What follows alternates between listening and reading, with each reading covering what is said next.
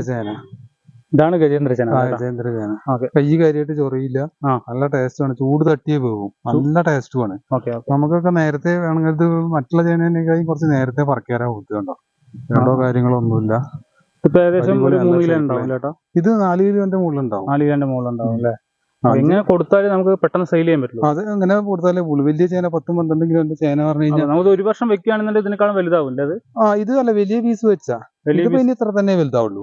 കുറച്ചുകൂടി 100 ഒന്നുകൂടി നിലം വലിഞ്ഞ് ചെറുതായിട്ട് ഒരു 10-200 ഗ്രാമിന്റെ വെയിറ്റ് വ്യത്യാസം കൂടിയതല്ലേ വരുള്ളൂ. പക്ഷെ ഇതിന് വളരില്ല, ഒക്കെ തണ്ടറ്റ് പോയില്ലേ. നമ്മൾ വലിയ പീസ് ഇതൊക്കെ നമ്മൾ പകുതിയാക്കിയിട്ട് തണ്ട് കരിഞ്ഞു പോയതാണ്. ഒക്കെ വിളവെടുപ്പിനുള്ള സമയമായിട്ടുണ്ട്. ഇപ്പൊ 2500 ചോടെങ്കിലും കയ്യിലുണ്ട് അല്ലെ?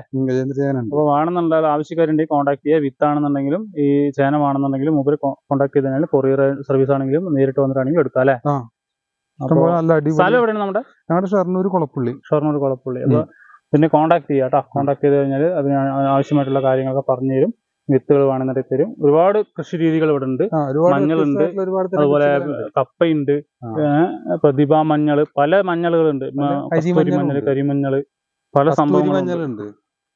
കസ്തൂരി മഞ്ഞളെ കസ്തൂരി മഞ്ഞളുടെ വീഡിയോ ഒക്കെ നമ്മൾ എല്ലാ വർഷവും ചെയ്യുന്നതാണ്.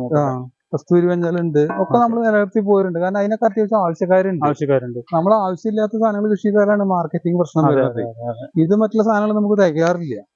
അപ്പൊ ഈ ചേനയിലൊന്നും പന്നി അങ്ങനെ വലിയ പ്രശ്നങ്ങൾ ഉണ്ടാക്കാറില്ല? ചേന അത്ര തന്നെ ഒന്നും തിന്നാൻ കിട്ടാത്തടത്തൊക്കെയാണ് അവരത് നാശാക്കുന്നത്. അല്ലാത്തടത്തൊരു എന്തായാലും പന്നി കുത്തും. പക്ഷെ നമുക്കൊരു 50% കുത്താൻ സാധ്യത ഉണ്ട്, 50% സാധ്യതയില്ല. ഇത് ശരിക്കും പറയുകയാണെങ്കിൽ ഇതൊരു ഫോറസ്റ്റ് ഏരിയ ആണ് കേട്ടോ.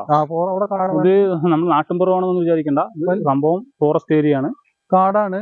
പക്ഷെ അങ്ങനെ ചീറ്റ, പുലി അങ്ങനത്തെ സാധനങ്ങളൊന്നുമില്ല. ഈ പന്നി, ഉറക്കൻ, മുയല് അങ്ങനെയുള്ള സാധനങ്ങളൊക്കെ ഉണ്ട്. പന്നി അങ്ങനെയുള്ള സാധനങ്ങളൊക്കെ. ഇതെന്താ സാധനം? ഇത് കരിമഞ്ഞളാണ്. കരിമഞ്ഞളാണ്. ഇതൊക്കെ പറക്കേണ്ട ടൈമായി അറിയാം. കരിമഞ്ഞളുടെ വീഡിയോ അടുത്ത് വരുന്നതാണ്.